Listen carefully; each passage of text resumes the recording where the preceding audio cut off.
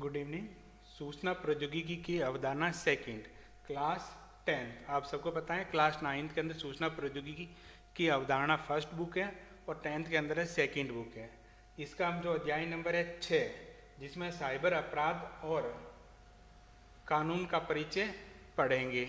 ये आपके रीट मैन जो 25-26 में आयोजित हो रही है उसके लिए महत्वपूर्ण है, क्योंकि वहाँ पर आपके दो टॉपिक जो सूचना तकनीक का टॉपिक दे रखा है उसके अंदर इन्हीं चैप्टरों के बारे में पूछा गया है, इन्हीं के बारे में बताया गया है। ठीक है।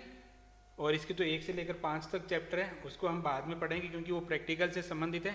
पहले हम क्लास जो अध्याय 6 है उससे आगे के जितने भी चैप्टर हैं उनको पहले देख लेते हैं। देखो, अध्याय नंबर 6, साइबर अपराध और साइबर कानून का परिचय।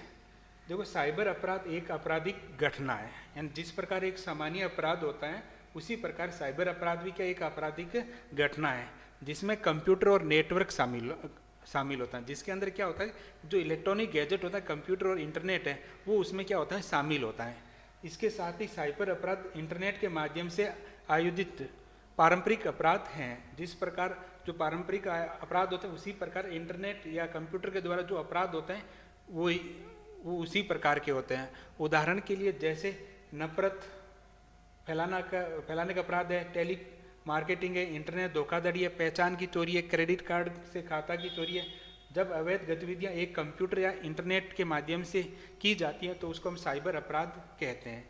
यानी अगर किसी भी प्रकार की अवैध गतिविधि के लिए कंप्यूटर या इंटरनेट का उपयोग किया जाता है तो उसको हम साइबर अपराध माना जाता है। साइबर अपराध के पारंपरिक रूप जैसे कि चोरी, धोखाधड़ी, जालसाजी, मानहानि, शरारत, आपराधिक गतिविधियां जो सभी भारतीय दंड संहिता के अधीन है। और कंप्यूटर के दुरुपयोग भी सूचना प्रौद्योगिकी जो अधिनियम 2000 से हैं, जिसके नए अपराधों को भी सम्मिलित कर दिया गया है। अब बताएं साइबर कानून। साइबर कानून कानूनी मान्यता के लिए इलेक्ट्रॉनिक दस्तावेज, ई फाइलिंग, ई कॉमर्स, लेन देन का समर्थन करने के लिए एक रूपरेखा प्रदान करता है। साइबर अपराधों की जांच करने के लिए एक कानूनी रूपरेखा प्रदान करता है, जो 2 तरीके से साइबर अपराध को वर्गीकृत कर सकता है। यानी साइबर कानून क्या होता है, जो साइबर अपराध होते हैं उनसे बचने के लिए या जो इलेक्ट्रॉनिक दस्तावेज है उनको कानूनी मान्यता देने के लिए किसका इस्तेमाल किया जाता है, साइबर कानून का इस्तेमाल किया जाता है। अब अगर बात करें साइबर अपराधों को तो 2 प्रकार से हम वर्गीकृत कर सकते हैं। एक ऐसा अपराध जिसके अंदर उसका जो टारगेट होता है वो एक कंप्यूटर होता है, ठीक है। और दूसरा है कि अगर किसी कंप्यूटर को हम हथियार के रूप में इस्तेमाल करें, ठीक है। एक लक्ष्य के रूप में कंप्यूटर और एक हथियार के रूप में कंप्यूटर। एक लक्ष्य के रूप में कंप्यूटर की बात करें तो इसमें एक कंप्यूटर का उपयोग करके अन्य कंप्यूटर पर हमला करने के लिए किया जाता है। इसमें क्या होता है, एक कंप्यूटर का उपयोग है वो किसी अन्य कंप्यूटर पर हमला करने के लिए किया जाता है। उदाहरण के लिए हैकिंग करना, वायरस हमले और डीडोस अटैक है वो इसके उदाहरण है। दूसरे के एक हथियार के रूप में कंप्यूटर का इस्तेमाल कैसे कर सकते हो, तो एक कंप्यूटर के द्वारा दुनिया में अपराध को अंजाम देना। यानी जो दुनिया भर के अंदर जो कंप्यूटर के द्वारा कोई अपराध किया जाता है जिसके अंदर कंप्यूटर एक हथियार के रूप में होता है, जैसा साइबर आतंकवाद है, बौद्धिक संपदा के अधिकार का उल्लंघन करना, क्रेडिट कार्ड की धोखाधड़ी करनी है, EFT धोखाधड़ी या अश्लीलता, ये इनके अंदर एक कंप्यूटर का इस्तेमाल हथियार के रूप में किया जाता है। साइबर अपराध के तकनीकी पहलू, एक तो अनधिकृत एक्सेस और हैकिंग। तो एक्सेस का मतलब होता है कंप्यूटर सिस्टम या कंप्यूटर नेटवर्क के संसाधनों के साथ कम्युनिकेशन करना। एक्सेस का मतलब क्या होता है, अगर हम किसी इंटरनेट के द्वारा कंप्यूटर सिस्टम में संसाधनों को एक्सेस करते हैं, उनके साथ कम्युनिकेट करते हैं तो उसको हम कहते हैं एक्सेस करना है। लेकिन यदि कोई व्यक्ति अनुमति के बिना किसी कंप्यूटर या नेटवर्क का उपयोग करता है तो उसको हम कहते हैं अनाधिकृत एक्सेस कहलाता है।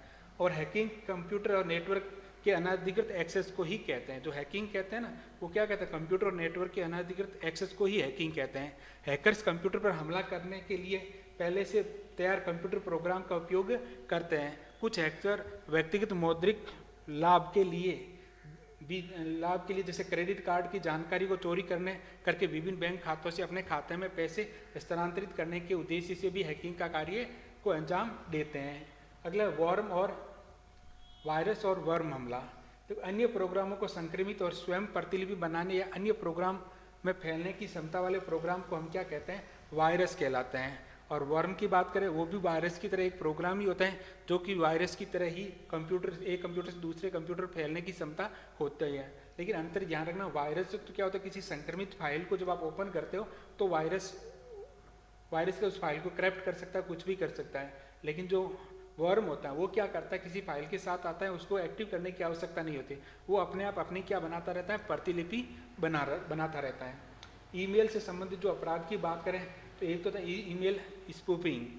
तो ईमेल स्पूफिंग का मतलब होता है, संदर्भित करता है कि यह ईमेल जो एक स्रोत से उत्पन्न किया गया है जबकि वो वास्तव में किसी अन्य स्रोत से भेजा गया होता है। तो इसके अंदर क्या होता है कि जो ईमेल जो हमें प्राप्त होता है वो किसी बड़े ब्रांड का, बड़ी कंपनी का, या किसी गवर्नमेंट, किसी फेमस एजेंसी के द्वारा प्राप्त हुआ ऐसा प्रतीत होता है, जबकि वो क्या होता है, किसी और सोर्स या किसी कहीं और से प्राप्त होता है। वो क्या करते हैं, जो बड़ी कंपनियां होती हैं उनके ईमेल से जो संबंधित ईमेल होते हैं वो अब बनाते हैं जिसमें थोड़ा बहुत चेंज होता है।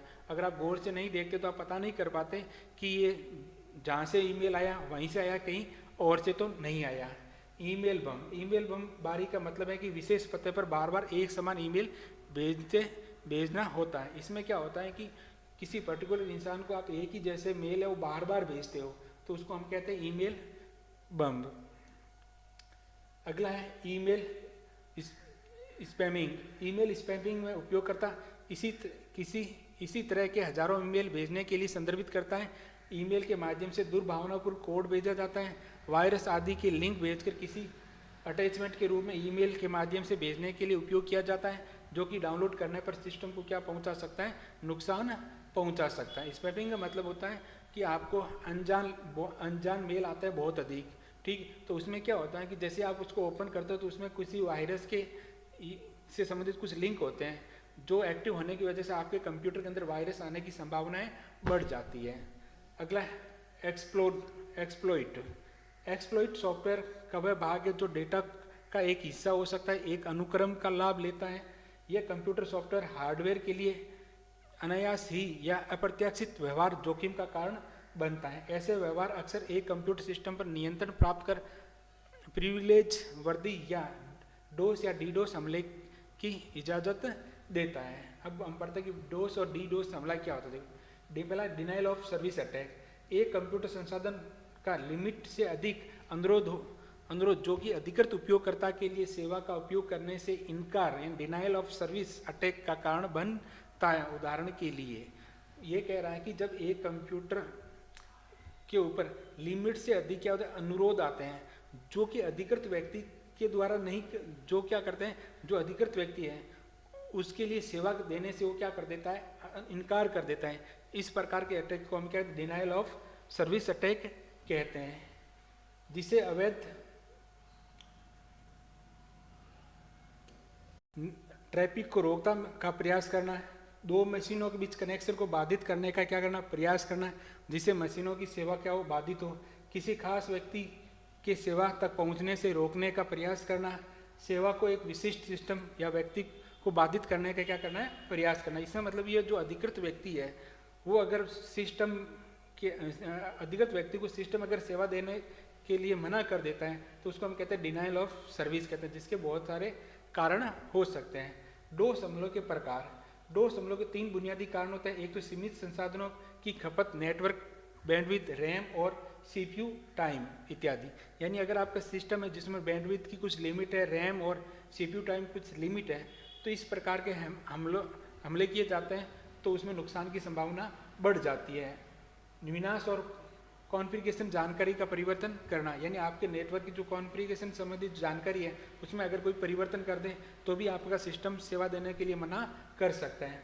भौतिक विनाश या नेटवर्क घटकों का परिवर्तन करना है, यानी कोई कंप्यूटर मान के चलो वहाँ पर एक पर्टिकुलर केबल के द्वारा नेटवर्क जाता है, अगर आप केबल को कट कर दे तो नेटवर्क से क्या होता है, डिस्कनेक्ट, यानी भौतिक रूप से किसी भी सिस्टम को नुकसान पहुँचाना।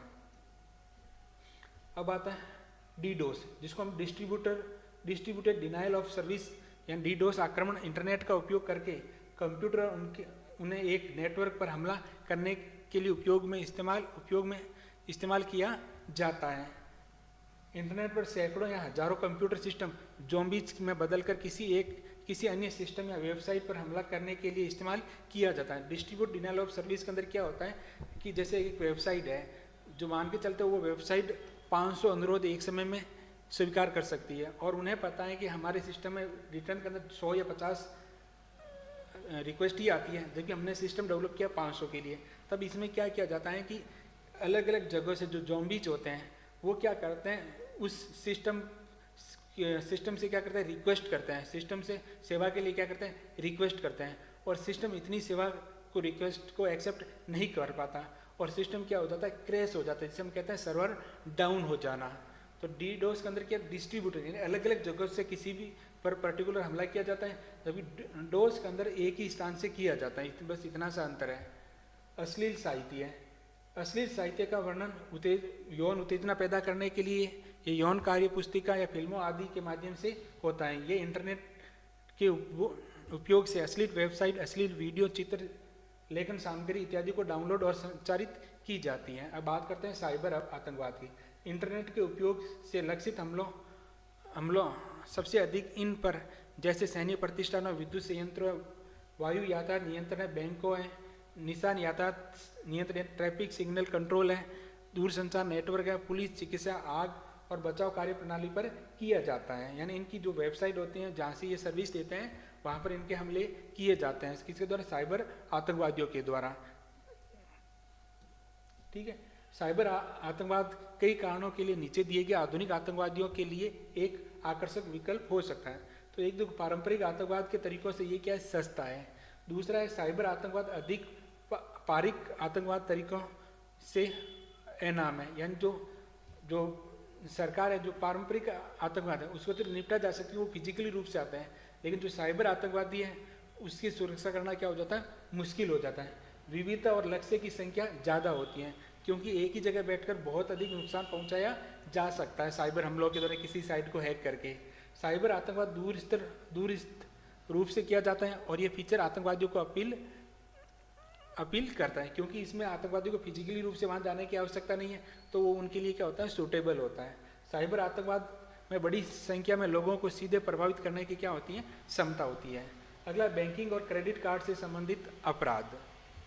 कॉर्पोरेट दुनिया में इंटरनेट हैकर्स लगातार बैंकिंग और गोपनीय वित्तीय जानकारी तक पहुंचने के लिए कंपनियों की सुरक्षा से समझौता करने के लिए अवसरों को देख रहे हैं। चोरी, कार्ड जानकारी या नकली क्रेडिट कार्ड का उपयोग आम है। अब बात है ई कॉमर्स या निवेश से संबंधित धोखाधड़ी। ई कॉमर्स से संबंधित बात करें, जब आपको कोई कंपनी प्रोडक्ट बेच रही है तो आपको उसके बारे में बढ़ा चढ़ाकर जानकारी बताई जाती है, जबकि रियल के अंदर वो वैसी क्वालिटी की नहीं होती। और निवेश के अंदर धोखाधड़ी का मतलब ये होता है कि अगर आपको कोई स्कीम देगी, इतने % रिटर्न मिलेगा, ये सुविधाएं मिलेगी, जबकि रियल के अंदर इस प्रकार की कोई सुविधाएं नहीं मिलती है।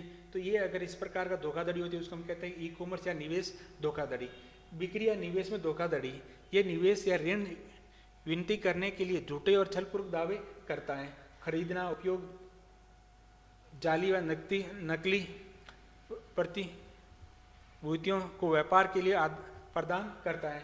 ऑनलाइन व्यक्तियों के द्वारा खरीदा गया माल या सेवा को कभी नहीं दिया जाता है, यानी ऑनलाइन जो माल खरीदा या सेवा ली जाती है, जबकि रियल के अंदर उसको ऐसी कोई सुविधाएं नहीं दी जाती हैं। निवेशकों के द्वारा असामान्य रूप से उस लाभ के वादे इस धोखाधड़ी की योजना में निवेश करने के लिए मोहित करते हैं। यानी जो सामान्य व्यक्ति उसको उच्च लाभ के लिए के वादे किया जाता है, जिससे आम व्यक्ति है वो उनके निवेश करने के लिए मोहित हो जाता है और निवेश कर देता है, और धोखाधड़ी का क्या हो जाता है, शिकार हो जाता है। अब बात करते हैं महानानी। महानानी का मतलब होता है बच्चों, अगर किसी व्यक्ति की जो सामाजिक प्रतिष्ठा है उसको नुकसान पहुंचाने के लिए जो आप कंप्यूटर इसका सहारा लेते हो, तो वो किसके अंदर आ जाता है, महानानी के अंदर आ जाता है। महानानी को किसी अन्य व्यक्ति के अधिकार को, उसके अच्छे नाम को जानबूझकर अपमानित करने के रूप में समझा जा सकता है। साइबर मानहानि कंप्यूटर या इंटरनेट की मदद से होती है, जैसे किसी अपमानजनक मामले के बारे में किसी वेबसाइट पर प्रकाशित करना, उस व्यक्ति के दोस्तों को अपमानजनक जानकारी युक्त ईमेल भेजना, ये सब कुछ इसके अंदर आता है। अगला है पहचान की चोरी। पहचान की चोरी का मतलब होता है कि किसी दूसरे कि व्यक्तिगत जो जानकारी है उसको चोरी या धोखाधड़ी से उसके ज्ञान के बिना की जाना। यानी इसका मतलब होता है कि किसी की पहचान को, किसी की फ़ोटो ले लेते हैं और उसकी बेसिक जानकारी ले, आप अलग से कोई सोशल मीडिया के अंदर उसका अकाउंट इस्तेमाल करते हो, तो इसका मतलब क्या हो, वो उसकी पहचान की क्या हो रही है, चोरी हो रही है। अगला है गोपनीय या गोपनीयता का उल्लंघन। गोपनीयता कब, कैसे, किस हद तक अपने या आपके व्यक्तिगत डेटा को दूसरों के साथ साझा किए जाने को संदर्भित करती है। गोपनीयता का उल्लंघन से अनाधिकृत उपयोग और वितरण जैसी व्यक्तिगत जानकारियां, मेडिकल रिकॉर्ड, यौन वरीयता, वित्तीय स्थिति आदि आती हैं। यानी कुछ जानकारी ऐसी जिसको आप सार्वजनिक कर सकते हो, लेकिन कुछ जानकारी ऐसी होती है जिसकी गोपनीयता बनाए रखना जरूरी होता है। जैसे आपकी व्यक्तिगत जानकारी हो सकती है, आपकी मेडिकल हिस्ट्री है, यौन वरीयता है, वित्तीय स्थिति है, तो ये आप चाहते हो कि हम किसी के साथ शेयर नहीं करें। अगर इसका कोई डाटा किसी दूसरे के साथ आपके शेयर करता है तो इसमें क्या होता है, गोपनीयता का क्या होता है, उल्लंघन होता है। अब बात करते हैं computer virus. Computer virus computer कार्यक्रम जो कि खुद की प्रतिलिपियां उपयोगकर्ता सहमति के बिना अन्य कंप्यूटर की हार्ड ड्राइव में डालता है, कंप्यूटर वायरस बनाता है। तो कंप्यूटर वायरस बनाना या प्रसार करना एक साइबर अपराध है। यानी कंप्यूटर वायरस को बनाना भी और उसको प्रसारित करना एक साइबर अपराध है। वायरस डिस्क स्थान की चोरी हो सकती है, व्यक्तिगत जानकारी का उपयोग और कंप्यूटर पर डाटा की बर्बाद करना या अन्य कंप्यूटर उपयोगकर्ता के लिए व्यक्तिगत संपर्क जानकारी बाहर भेजने के काम में आता है। किसी ईमेल अटैचमेंट के माध्यम से एक कंप्यूटर को संक्रमित करने के लिए वायरस के लिए सबसे आम तरीका, यानी ईमेल अटैचमेंट के द्वारा किसी भी कंप्यूटर को वायरस भेजना एक आम बात है। एक उदाहरण के लिए, आप किसी अटैचमेंट के साथ एक ईमेल प्राप्त करते हैं, आप इस अटैचमेंट को खोलते हैं तो वायरस तुरंत आपके कंप्यूटर सिस्टम के माध्यम से फैल जाता है।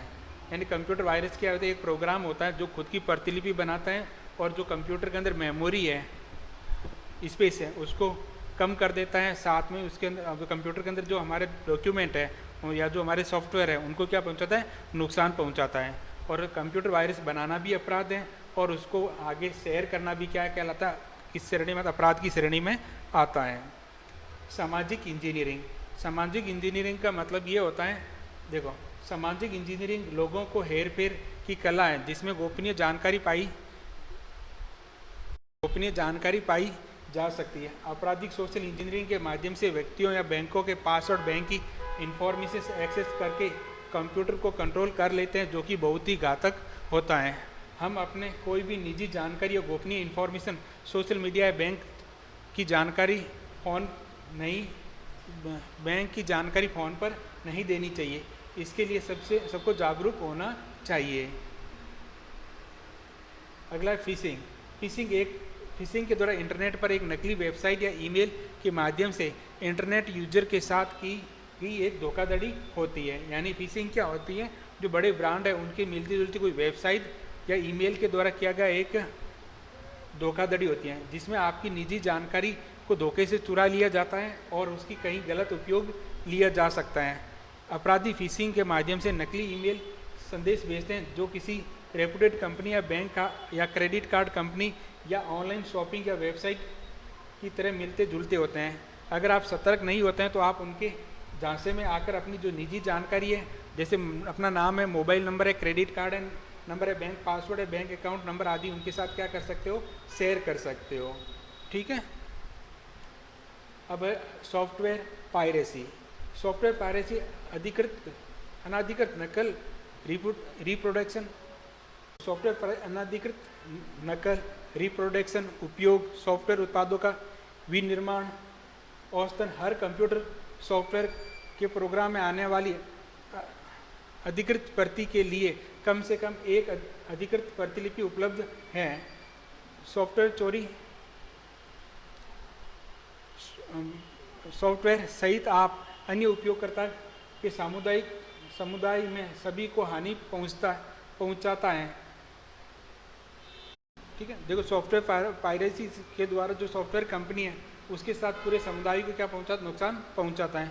चोरी की वजह से विविध लाइसेंस उपयोगकर्ता के लिए उच्च कीमतों के परिणाम होते हैं। कम स्तर पर समर्थन और धन और नए उत्पादों के विकास में देरी होती है। चोरी सभी सॉफ्टवेयर प्रकाशक और उनके आकार की परवाह किए बिना हानि पहुंचाता है। सॉफ्टवेयर प्रकाशकों के सॉफ्टवेयर विकास का उपयोग जनता के लिए करने के लिए कई वर्ष खर्च करते हैं। सॉफ्टवेयर चोरी को स्थानीय या राष्ट्रीय अर्थव्यवस्था को हानि पहुंचती है। कम राजस्व और कम रोजगार वैध सॉफ्टवेयर की कम बिक्री का परिणाम होता है। सॉफ्टवेयर चोरी स्थानीय सॉफ्टवेयर समुदायों को विकास में अड़चन डालते हैं और कोई सॉफ्टवेयर प्रकाशक बाजार में प्रवेश नहीं करेगा, क्योंकि जहाँ चोरी की दर बहुत अधिक होती है वहाँ वे उनके विकास की लागत की वसूली भी नहीं कर सकेंगे। तो सॉफ्टवेयर पायरेसी क्या होता है? कुछ जो सॉफ्टवेयर उसकी नकल बनाना या उसके क्रैक करके किसी के साथ शेयर करना, ये सब कुछ सॉफ्टवेयर पायरेसी के अंदर आता है। अब अगला है सॉफ्टवेयर चोरी के प्रकार। ऐसा लगता है कि अवैध सॉफ्टवेयर को किसी भी समय कहीं से भी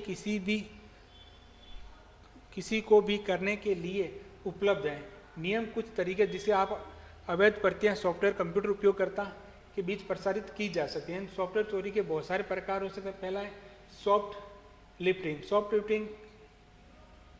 सॉफ्ट लिफ्टिंग क्या होता है? चोरी का सबसे सामान्य प्रकार होता है जिसमें इसके उपयोग करने के लिए लाइसेंस एग्रीमेंट के द्वारा अधिकृत नहीं होता है। सॉफ्ट लिफ्टिंग का एक आम रूप है सॉफ्टवेयर की एक प्रतिलिपि लाइसेंस खरीदकर फिर उसे लाइसेंस शर्तों का उल्लंघन में कई कंप्यूटरों पर सॉफ्टवेयर को लोड करना शामिल होता है। मतलब ये होता है कि सॉफ्टवेयर लाइसेंस के अनुसार उस सॉफ्टवेयर को एक ही सिस्टम के लिए उपलब्ध होता है, लेकिन उसकी जो प्रतिलिपि है वो बहुत अधिक अलग अलग सॉफ्टवेयर के अंदर इंस्टॉल की जाती है। अलग अलग सिस्टम के अंदर उन सॉफ्टवेयर का इस्तेमाल किया जाता है। लोड करना शामिल होता है। कॉलेज परिसर में एक सॉफ्टवेयर प्रोग्राम खोजना दुर्लभ है जो सॉफ्ट लिफ्टिंग नहीं किया गया है। यानी आपको अगर कॉलेज या यूनिवर्सिटी या तो स्टूडेंट देखते हो वहाँ पर ये कॉमन चीज़ है कि सॉफ्ट लिफ्टिंग का उदाहरण हर जगह मिल जाएगा। सॉफ्ट लिफ्टिंग जो व्यवसाय और गृह दोनों के अंदर किया जाता है। Hard disk loading. अक्सर हार्ड डिस्क डीलर के द्वारा की गई चोरी को इस फॉर्म के अंतिम उपयोगकर्ता के लिए एक कंप्यूटर पर सॉफ्टवेयर की एक अनाधिकृत प्रतिलिपि लोड करना शामिल होता है। कई बार आप लोग जैसे कंप्यूटर सिस्टम डेवलप करवाते हैं वो कहते हैं कि हमारे साथ विंडो 9 या विंडो 10 या विंडो 11 मिल रहा है, ठीक है। तो वो क्या करते हैं कि वो जो क्रैक वर्जन होते हैं वो विंडो इंस्टॉल करके दे देते हैं, जिससे क्या होता है कि जो सॉफ्टवेयर बना रहे, जो विंडो ऑपरेटिंग सिस्टम बना रहे, उनको भी नुकसान पहुँचता है, जबकि वो भी बेनिफिट लेते हैं। वो क्या कहते हैं कि अगर मैं बाजार से लेकर वो 2-5 हज़ार रुपये लगेंगे, आप हमारे 2,500 से ले लो, जबकि उन्होंने कुछ नहीं किया, उसको क्रैक वर्जन इस्तेमाल कर रहे हैं। एक अनाधिकृत प्रतिलिपि लोड करना शामिल होता है। यह सौदा खरीदार के लिए आकर्षक होता है क्योंकि डीलर को इनके लिए कोई कीमत नहीं देनी पड़ती। व्यापारी आमतौर खरीदार को सॉफ्टवेयर मैनुअल या सीडी के साथ प्रदान नहीं करता। किराए पर लेना। सॉफ्टवेयर की एक प्रति अस्थायी उपयोग के लिए किसी कॉपीराइट धारक की अनुमति के बिना बाहर किराए पर लिए जाना शामिल होता है। एक वीडियो फिल्म या सॉफ्टवेयर किराए पर लेना लाइसेंस एग्रीमेंट का उल्लंघन होता है। कई बार क्या होता है, जैसे आपने एक मूवी खरीद के लाए और फिर आप उसको अगर आगे किराए के अंदर बेच रहे हो, आपने सीडी लेकर, वो आपके लिए है, आपको आगे बेचने के लिए, आगे किराए पर देने के लिए नहीं होता। OE unbundling. तो इसके अंदर क्या होता है, किसी प्रोडक्ट के साथ आने वाले जो सॉफ्टवेयर होते हैं उनको अलग से बेचना OE अनबंडलिंग होती है। जो चोरी के इस रूप को एक उदाहरण किसी प्राधिकरण के बिना प्रिंटर के लिए ड्राइवर प्रदान करना होता है। ताकि जैसे अगर कोई सॉफ्टवेयर या कुछ सामान आप सॉफ्टवेयर आप लेते हो जो एक बंडल के अंदर, जैसे प्रिंटर खरीद तो प्रिंटर के साथ प्रिंटर का ड्राइवर आता है, लेकिन होता क्या है कि आप ड्राइवर को अलग से अलग करके उसके पैसे लेते हो, ठीक है, या किसी को अलग से ड्राइवर बेचते हो, तो ये क्या आता है ना, OEM अनबंडलिंग के अंदर आता है। अगला जालसाजी। जालसाजी एक सॉफ्टवेयर की नकली प्रतिलिपि उत्पाद करना होता है जो कि ओरिजिनल के समानी प्रतीत होती हैं। जालसाजी के अंदर क्या होता है, जो सॉफ्टवेयर होता है उसकी डुप्लीकेट मतलब उससे मिलता जुलता सॉफ्टवेयर बनाना होता है। जो बॉक्सिंग, CD, मैनुअल सभी के रूप मूल उत्पाद के समान ही प्रतीत होते हैं। बड़े पैमाने पर माइक्रोसॉफ्ट ऑपरेटिंग सिस्टम के प्रोडक्ट जालसाजी में आते हैं जो बहुतायत में यूज होते भी हैं। ये सबसे अधिक एक CD की एक CD बर्नर के साथ किया जाता है और मैनुअल मैनुअल की फोटोकॉपी बनाता है। नकली सॉफ्टवेयर वास्तविक खुदरा मूल्यों से कम मूल्य पर बेचा जाता है। अगला है ऑनलाइन चोरी। इंटरनेट चोरी के सबसे तेजी से बढ़ता रूप है। जो इंटरनेट चोरी, जो ऑनलाइन चोरी का सबसे बढ़ता तेज रूप है। ऑनलाइन उपयोगकर्ताओं की बढ़ती संख्या के साथ ही तेजी से बढ़ती कनेक्शन की गति के साथ इंटरनेट पर सॉफ्टवेयर का आदान प्रदान को व्यापक तौर पर आकर्षित करता है। क्योंकि इंटरनेट की स्पीड बढ़ रही है तो आप किसी भी सॉफ्टवेयर को ऑनलाइन आसानी से क्या कर सकते हो, आदान प्रदान कर सकते हो। अगला बौद्धिक संपदा। बौद्धिक संपदा मन के विचार जैसे आविष्कार, साहित्य, कलात्मक काम, डिजाइन, प्रतीक, नाम, वाणिज्य में उपयोग किए गए छवि की रचना को संदर्भित करता है।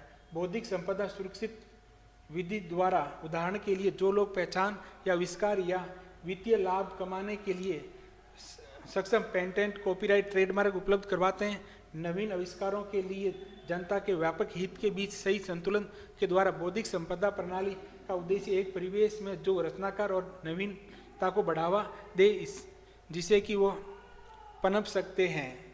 बौद्धिक संपदा क्या, जो व्यक्ति के विचार होते हैं, आविष्कार होते हैं, साहित्य, उस किसी व्यक्ति की क्या होती है, बौद्धिक संपदा होता है। जैसे किसी की गाड़ी है तो उसकी संपत्ति होती है, तो वैसे ही उसके विचार क्या, उसकी बौद्धिक संपदा होती है।